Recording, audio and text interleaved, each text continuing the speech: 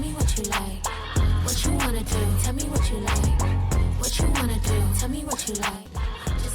Hi guys, мантууга сууг байна. Өнөөдрийн бичлэгээр цэвэрлэгээ киноны 3 дугаар анги буюу сонгуулийн жилийг томилон хүрэхээр бэлтлээ. Өмнөх дугааруудад бид тус киноны 1 болон 2 дугаар ангийг ярьж өгсөн байгаа. Хэрэв үзэж амжаагүй бол description хэсэгт байрлах линкээр ороод үзээрэй. Харин үзсэн хүмүүс нь шууд кино руугаа орцгоё. Кино эхлэхэд нэгэн багтаа алуурчин цэвэрлэгээний өдөр гэр бүлийн 4 гишүүнийг цус нүчтэй нь холжчихсан байх бөгөөд өөрт нь огт хамааралгүй хүмүүсийг тамлан баясаж байгаа харагддаг. Тэрээр ардаа чанга хөгжим тавьчихсан. Бүр кафег гихчин тэднийг зовоод улмаар гэр бүлийн гишүүдээс зөвхөн том охиныг нэмд үлдээж бусад гурвыг нь охиныхын нүдэн дээр зэрлэгээр хөнөөгөө тайчихдаг. Үзэгдэл солигдоход 15 жил өнгөрчээ. Нөгөө гэр бүлийн нүдэн дээрээ алддаг Рон гэх бүсгүй улс төрд орж ерөнхийлөгчийн сонгуульд нэр дэвшгээр зэхэж байна. Багада аав ээж дүүгээ хаалгахыг харсан тэрхүү эмгэлт явдал. Түүнийг улс төрд хөтлсөн бөгөөд нийгэмд болж бүтэхгүй байгаа зүйлсийн хамгийн нэгдүгээрт байгаа цэвэрлэгийг бүр мөсөн зогсоох нь түүний гол зорилго байлаа. Нөгөө талд шинээр үндэслэгч эцгүүд буюу манайхаар бол манангийнхан шиг бүлэглэл байх бөгөөд тэд аль хэдийн өөрсдийн дарангууллыг тогтоож түүнийгээ олон хүний итгэл үнэмшил болгож чаджээ. Тэднийг цаашид үндэслэгч эцгүүд гэж нэрлэе. Үндэслэгч эцгүүдийнхний хувьд цэвэрлэгээ яагаад юм чухал вэ гэвэл энэ нь эдийн засгийн хувьд маш ашигтай, орон гэргүй, өвчин зовлонтой, ядуу буурай буюу нийгмээс халамж хүртдэг давхаргийнхныг устгах чухал хэмжээний зардал байхгүй болж улсын эдийн засгийн үзүүлэлт цагаан цаас шиг цэвэрхэн болно гэж тэд үздэг. Ер нь бол улсдаа нэг төгрөгч татвар төлдөггүй хүн байгаад яах юм бэ гэсэн хат үзэлтэй. Түнчлэн тэдийн харгислалаа зөвтгөхдөө энэ бол зөвхөн бидэнд биш ард иргэдэд ч ашигтай. Чилт ганцхан өдөр дотор харааднаас ирээж гим нүглээ гадагшлуулахыг бурхан зөвшөөрсөн. Энэ бол бурханы өгсөн боломж гэх мэтээр тархи угааж өгнө. Ингээд шинээр үндэслэгч эцгүүдийн толгойлогч сенатор Роны ярилцлагыг үзээд энэ хүүхэн бидэнтэй хэр ойрхон нэрчгсэн байгаа юм бэ гэж асуухад нэг сайд нь бүх үзүүлэлтээр ердөө 1% саналаар хоцорч байгааг дуулгадаг. Толгойлогч нь тэгвэл бид энэ жилийн цэвэрлэгийг маш үр дүнтэй ашиглах болох нь гэж хэлдэг. Маргааш нь үндэслэгч эцгүүдээс нэр дэвшигч болон сенатор Рон хоёрын халз мэтгэлцээ боллоо. Роны хамгаалтын баг яхахлахаар киноны 2 дугаар ангиас бидний сайн мэдгэлөө ажиллаж байна. Тэрээр цэвэрлэгийг маш тууштай эсэргүүцдэг учраас Роныг хамгаалахаар шийдэж хоёр сенатор үзэл бодлоо уралдуулсаар мэтгэлцээнд дуусаж одоо цэвэрлэгээний шөнөөр хаана байж хэрхэн биеэ хамгаалах вэ гэдэг асуудал тулгарв. Сенатор Рон харин ард иргэдийн айдал гэртээ байна гэж зөрүүлнэ. Гэтэл цэвэрлэгээ эхлэх тухай мэдээлэл гарахад нэгэн аимшигтай өөрчлөлт орсон байлаа. Өмнө нь 10 дугаар зэрэглэлийн төрийн өндөр альбом тушаалтнуудад халтгыг хатуу хоригддаг байсан бол энэ жил тэрхүү хамгаалтын дүрмээ цуцалж хажээ. Үндэслэгч эцгүүдийнхэн минутад юу төлөвлөд байгаа нь тодорхой болов. Мөн үндэслэгч эцгүүдийн эсэргүүцэж байгаа өөр нэгэн хүчрэг бүлэг бол Данте Бишопоор ахлуулсан эсэргүүцэгчд юм. Дантегийн хувьд 1-р ангид нэгэн баян айлд хоргодож байж арай гэж амьгардаг бол 2-р ангид Лео болон бусдын амнисыг аварч байсныг та бүхэн санаж байгаах. Эсэргүүцэгчдийн өмнөх ахлагнаас барсан тул Данте түүний үйл хэргийг үргэлжлүүлэхээр болжээ. Цэвэрлэгээ эхлэхэд хэдхэн цаг дутуу байна. Сенатор Роны гэрийг бүхэлд нь хамгаалтанд авч Лео өөрөө хамгаалтын багийг ахлан ажиллаж байлаа. Цэвэрлэгээ эхлээд удаагүй байтал засгийн газрын тусгай хүчнийхэн яаж ч юм сенаторын байгаа газрыг олж мэдээд гадаа байсан цэргүүдийг нь буудан хөнөөж хотогш нэвтрэх орцыг олоод ороод ирдэг. Хүсэл байдал бишдсэнийг мэдсэн Лео сенаторыг дагуулan урдаас бэлдсэн нууц хүрээлүүгээ орж тэндээсээ нууц гарцаар зүгтдэг. Энэ үеэр засгийн газрын тагнуулууд сенаторын туслахаас тэднийг хаачсныг асууж байгаа нь харагддаг. Тэгэхээр сенаторын туслах ахуулавч байршлыг нь нууцаар мэдээлсэн байж нэгэн цэрэг нууц өрөөний хаалгыг олж цухтаж яваа сенатор болон Лео хоёр руу гал нэгэд Леос өмнө дөртөөд шархтчихдаг. Тэд байшингаас нэлээд холдсон байсан тул Лео халааснасаа нэгэн төхөөрөмж гаргаж ирэн идэвхжүүлэхэд байшин тэр чихтэй дэлгүүрч орхино. Ингээд тэд аюултай бүсээс амжилттай цухтаж гарсан ч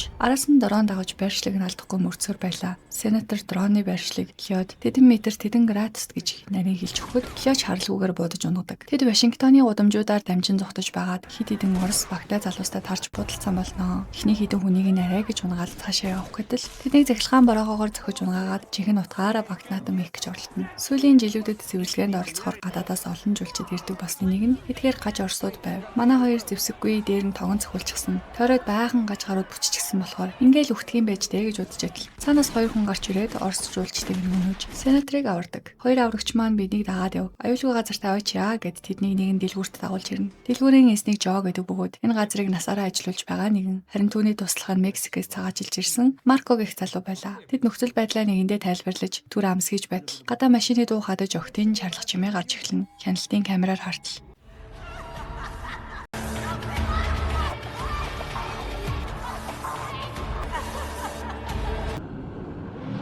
I brought some friends.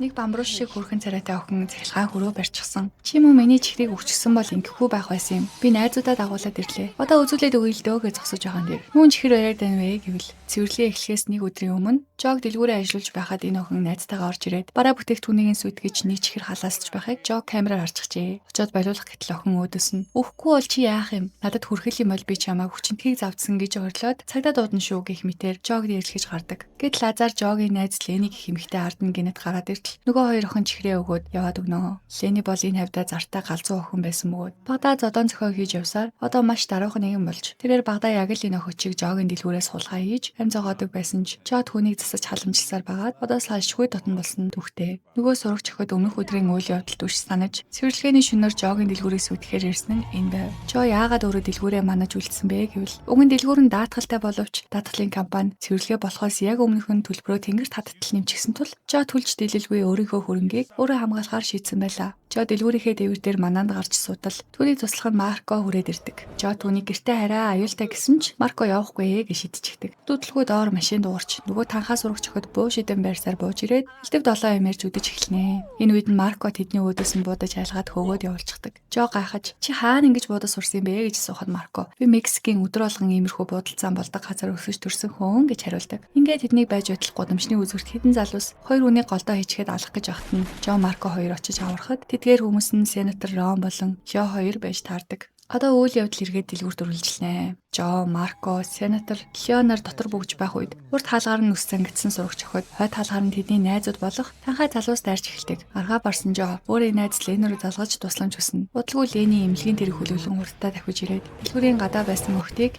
машинтайгаа хуухамж бүслэлтэд байсан хүмүүсийг чөлөөлдөг. Лени тэднийг аваад Дантегийн бүлэгмийн нууц хорогдох байр руу явах гэтэл Жо дэлгүүрээ орхиж чадахгүй гэж зөрөөдлөн. Лени түнд "Тэрэгтэй дэлгүү яваачтай амнаас чинь үнтэй дэлгүүр гэж юу байдیں۔ Тэгэж чи одоо сенаторыг хамгаалах хэрэгтэй байна" гэж хэлээд тасаар авч явна. Гэтэл засгийн газрын хөлсний зэргүүд тэдний яг таг мөрдөж дагсаар байв. Яаж ийм амархан болоод байна гэж гайхаж идэл. Лё гэнэт өөрийнхөө шархыг ухсаар байгаад будулсан сумаа гаргаад ирдэг. Гэтэл нөгөө суманд нь байршил тогтоогч нууцсан байж тэдний хаашаа явж байгааг дайснууд нь алган дээрээ байгаа юм шиг л харж байсан хэрэг. Ингээд манай хэд явах замдаа галзуу харуудын гудамжинд иртэл хурссан бүлэг хүмүүс машиныг нь бүчиж аваад хаалхаа онголог хэмээн хашгиралдаж эхэлнэ. Жо бостойгоо байж гэж тавьшруулж агаад нэг өвөрмөц байдлаар шүгэлтэхэд гадаа байсан хүмүүсийн чимээг гинэт намсаж дундаас нь нэг залуу "Чимээгүй бай, би юу сонсноо мэдчихээн" гэд зүрүүлээд шүгэлддэг. Энэ нь тэдний хоорондоо ярилцах тохио байж манай хэд машины хаалгаа онгойлгоход нөгөө хүмүүс "Энэ хүүхдийг авраач" гэж шархсан хүүхэд тэрчгсэн зогсож байна. Лени болон бусд нь "Ойлголоо, бид энэ хүүхдийг аврах болно. Харин та нарч бас бидэнд нэг тус үргээрэй" гэж тохиролцдог. Нөгөө талд засгийн газрын зэргүүд байршил нэг газар зогсчихлоо. Газар дээрх зэргүүдээ шууд тийшээ хөдөл гэж тушаал өгдөг. Тусгай хүчний хоёр цэрэг байршиллаасан цэг дээр очиход нөгөө байршил тогтоогчдоо сумыг газар хаячихад хөрстэй айл хэдийн алга болсон байлаа. Цэргүүд тэрийг хараад "Новш" гэж хэмээн дуу алдаж амжаагүй байтал араас нь баахан харууд зэвсэглэн гарч ирээд нөгөө хоёрыг өстөө алж өгнө. Энэ үед манай хэд айл хэдийн Дантегийн нууц хорогдох байранд очихсан байлаа. Тэднийг нэгэн барилгын бадуул руу дагуулж орох бөгөөд тэнд орон гэргүй өвдөж шархацсан хүмүүсийг хасарч тоглож байв. Лё шархаа цэвэрлүүлж болгуулсныхаа дараа эргэн тойрноо ажиглаж яваад орхосгүй өрөөндөө орж үмээ тарина.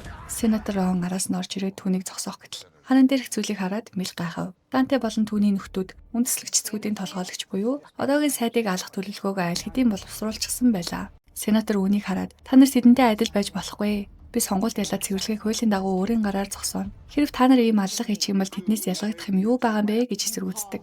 Яг энэ үед нь Жо, Марко, Лени 3 сенаторыг аюулгүй газарт нь хүргээд өчглөө гэж бодоод дэлгүүр рүүгээ буцахаар гардаг. Гэтэл замдаа явж итэл эсрэг талын урсгалд засгийн газрын машинууд хорогдох байрны зүг явж байхыг хардаг. Тэд шууд сенатор руу залгаж мэдэгдэх бөгөөд жолоогоо огцон мэргүүлэн хорогдох байр руу буцаад явна. Дантегийн хүмүүс сенатор Лё хоёрыг яаралтай нууц гарцаар гаргаж цухтаалгаад өөрсдөө тулаанд бэлтгэн үлддэг. Сенатор гараад Ленигийн машинд суу явж байтал хажуу талаас нь нэгэн машин хүчтэй ирж мөргснөөр тэдний машин онхолдож орхив. Юу болоод байгааг ухаарч амжаагүй байтал хөлсний зэргүүд сенаторыг машинаас нь татаж гаргаад ихтэйч зөөгөөд явчихна. Тэд сенаторыг нэгэн сүмд авчиж тайзан дээр тусгаалan бэлдсэн төмөр сандалтанд хүлж орхиод "Бидний ажил ингээд дуслаа" гэсээр гарч явцгаана. Хөрхий сенатор ухаал дуунжээ. Түүнд цагаан хувцас сүмсүүлж эргэн тойронд нь баахан лагаасаасан байх бөгөөд сүмийн судлуудаар улс төрийн томчууд эрх мэдэлтнүүд дүүрэн суусан байв. Сүмийн амлагч бололтой нэг хүн үндэслэг цэцгүүдийн удирдагчийн ард зогсох бөгөөд удирдагч өөрөө тэнд цэвэрлэгээний тухай номлол айлдаж байлаа. Яг энэ мөчид сүмийн гадна Данте хүмүүстэйгээ төлөвлөгөөний дагуу үндэслэг цэцгүүдийн удирдагчийг алах гээд байрлалаа эзэлж байхад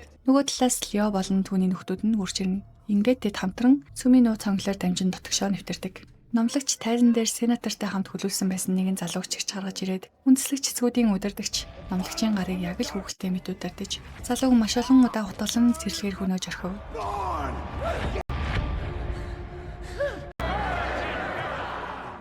Дараа нь тэд сенаторыг тайзан дээр гаргаж ирээд хоолойг нь хэрчгээр завдаж байтал манай эд дайран орж ирээд сүм дотор бөөн буудалсан болж тэнд цугулсан ус төрчид ирэх мэдлснүүд ихэнх нь нөхөж амьд үлдснүүд нь сандралтан зүгтдэг. Лео сенаторыг аюулгүй гаргаж авах зур Данте бидэнд дуусгаагүй ажил байгаа гэд зугтсан үндэслэг цэцгүүдийн удирдагчийн араас хөөдөг. Сенатор түүнийг битгий алж болохгүй шүү гэж ятгаад дийлэлгүй хаалганы гадна үлдчихдэг. Данте дотгошоо ортол түүний нөхөд удирдагчийг аль хэдийн баривчилчихсан байв. Хэсэг хугацааны дараа Данте гарч ирээд сенаторт хандан та заавал ялж энэ новшийн зүйлийг өөрийнхөө гараар болиулаарай гэж хэлдэг. Манай хүн сенаторын хүсэлтийг хүндэтгэж удирдагчийг амьд үлдээжээ. Тэдний дотгошоо ортол баахан хүмүүсийг хүлээж зогсоочихсан байлаа. Удирдагчийг шууд цааш харуулахыг хүссэн хүмүүс олон байсан ч сенаторын хэлснээр тэрнийг амьд үлдээж хуулийн дагуу шийтгэхээр болдог. Хүлээстэй хүмүүсийг тээвэрлэх машин авахаар гараж руу ортол. Нөгөө өгтөггүй халзан хүсний зэрэг гинт гарч ирээд Данте руу гал нээж эхэлнэ. Лео Дантед туслахаар очиж тэнд ширүүн дулаан өрнөнө.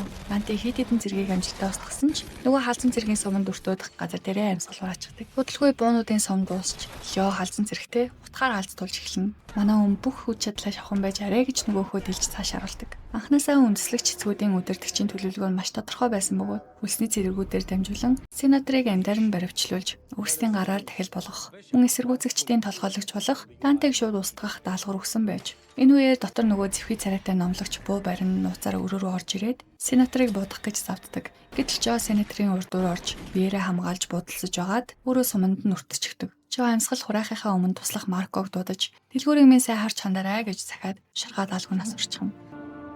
Үзэгдэл солигдоход 5 дугаар сарын 26 буюу цэвэрлэхээс хойш 2 сар өнгөрчээ. Хүлээлттэй ерөнхийлөгчийн сонгуул болж сенатор Рон саналын тоогоор тасархаад эргүүлэн албан ёсоор Америкийн нэгдсэн улсын ерөнхийлөгч болдог. Нөгөө талд харин Жогийн дэлгүүрт түүний туслах Марко дэлгүүрээ засаж анзлан үйл ажиллагааг нь үргэлжлүүлж байгаа харагдана. Лени ч орж ирж удахгүй эргэж орж ирээд таазыг нь хамт засъя гэд кино маань дуусдаг.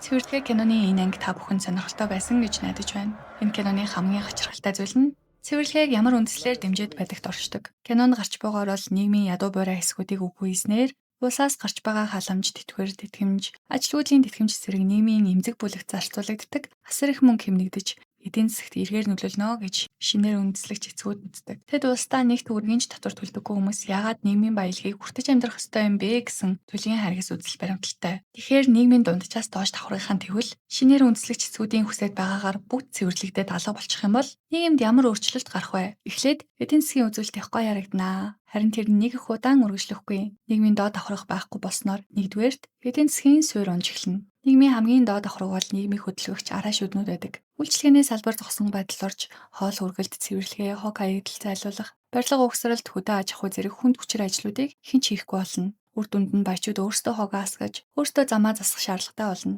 Эсвэл энэ бүх үйлчлэгээний үнэ нь тэнгэрт хадаж, эдийн засагт асар том инфляц үүснэ. Хоёрдугаарт шинээр ядуу давхраг үүсэж эхэлнэ. Нийгэм үргэлж шаталсан бүтцтэй байдаг. Хамгийн доод хэсэг нь байхгүй болох юм бол өмнө нь дундаж давхаргад байсан хүмүүс автоматар шинэ доод давхраг болон хувирна. Туйлын баячууд нь одоо дундаж давхаргынхныг цэвэрлэх шаардлага гарна гэсэн. Учир нь тэдний цэвэрлэгээний тогтолцоо нь үргэлж нэг золиос дээр тогтож идэг. Хядлага нь хизээч зогсохгүй. Эцэст нь баячууд бие биенээ идэж дуусна гэсэн үг. 3-р хэрэглээний зах зээл устна. Том корпорациуд бараа бүтээгдэхүүнээ зарах хэрэглэгчд үе болно гэсэн үг. Масс хэрэглэгчд буюу дундаж болон доод давхаргынхан байхгүй бол үйлдвэрлэсэн барааг худалдаж авах хүн олдохгүй. iPhone, машин, хувцас, хоол хүнсний борлуулалт унаж том компаниуд нь өөрсдөө дампуурч эхэлнэ. Тиймээс шинээр үндэслэг цэцгүүд бол улс орноо аврагчид ариун цагаан үйл хийгээд байгаа хүмүүс ертөсөөж биш. Харин өөрсдийн сууж байгаа модны мөчрийг хүрээдэж байгаа дарангуулагчид юм. Энэ кино бидэнд маш тодорхой нэгэн зүйлийг сануулж байгаа нь хүч хэрхэлдээр тогтсон системд гэрэлт ирээд өгөж юусоо байхгүй гэдгийг харуулдаг. Мөн дээрэс нь кинонд тодорхой хэлээгүйч анхааралтай үзвэл нэгэн сонирхолтой хувилдааны онол кинонд ажиглагддаг. Цэвэрлэгээ эхлэхийн өмнөхөн Жоруу даатгалын компаниас талгаад төлбөрийг нь ердийн үеийнхээс хэдэн 10, магадгүй хэдэн 100 дахин нэмчихсэн тухай хэлдэг. Жо үүнийг нь түлж дийлэхгүй учраас л амь насаараа дэнчин 50 байж дэлгүүрээ манхаар үлддэг. Үүнээс харахад цэвэрлэгээнээс хамгийн их ашиг олдог хүмүүс нь даатгалын компани эзэд болон хувьцаа эзэмшигчид юм. Хүмүүс эд хөрөнгө амнасаа алдахаас айж ямар ч өндөр үнээр хамаагүй даатгал хийлгэж эхэлнэ. Үүн дээр нэмэгдээд завсгийн аймаа, хяналтын камер, хамгаалтын систем суурилуулдаг компаниуд ч ашиг болно. Тэгэхээр шинэ үндэслэгч эцгүүд ард иргэдэд энэ бол бурхны өгсөн боломж, нийгмээ цэвэрлэх арга гэж тархиугааж байгаач цаагураал ердөөл цөөн хідэн олигархууд эрх мэдэлтнүүдийн халаасыг зузаатгах гэсэн том хувилдаан байх магадaltaй. Даатгалын компаниуд улс төрчдөд лобби хийж тэдэнд ашигтай хууль батлуулдаг бохор тогтолцоо үүссэн байж магадгүй. Гэхдээ энэ нь арай хэтрүүлэгтэй мэт санагдавч бодит амьдрал дээр ч ийм зүйл байхыг үгүйсэхгүй шүү. 20-с дээш насныхан бол нийгэмд болж байгаа гинти үүмэн самуун зочрол өгсөн үйл явдлуудын ард ихэвчлэн цөөн хідэн үний ашиг сонирхол нуудаж байдгийг анзаардаг болсон байгаа ах. Гэхдээ мэдээж саяны ярьсан зүйл бол хувилдааны онол хэлбэрээр тайлбарсан миний хувийн ажиглалт болохоос биш киноны альбан ёсны тайлбар биш шүү guys. Тийм болохоор та бүхэн энэ талаар юу гэж бодож байна? Сэтгэл хэсэгт саналаа чөлөөтэй бичүүлдэгээрэй. Бас энэ киноноос ажиглагдсан өөр хэд хэдэн сонирхолтой сэдв байгаа. Жишээ нь peer marketing буюу айцаар дамжуулж бизнес хийх, үзэл сурталын ухуулга, хүмүүсийн аливаа зүйлд итгэх итгэл үнэмшил, даган дураах соёл гээд найзтайгаа суугаад сайхан хов азмаар сэдв нэлээд байлаа. Хэрвээ эдгээр сэдвээр гүнзгий ярилцмаар ахын бол та хэд найзуудаараа ч юм уу ангаараа энэ киног үзээд 20-30 минутын сонирхолтой мэтгэлцэн хийж болохоор санагдсан шүү. Ингээд дараагийн дугаараараа цэвэрлэгээ киноны 4 болон 5 дахь ангаар ирхэн уулзцгаая. Тэр болтол лайк, subscribe дараад суваг дээрх бусад сонирхолтой кинонуудыг үзээд хүлээж аваарай. Баяртай guys.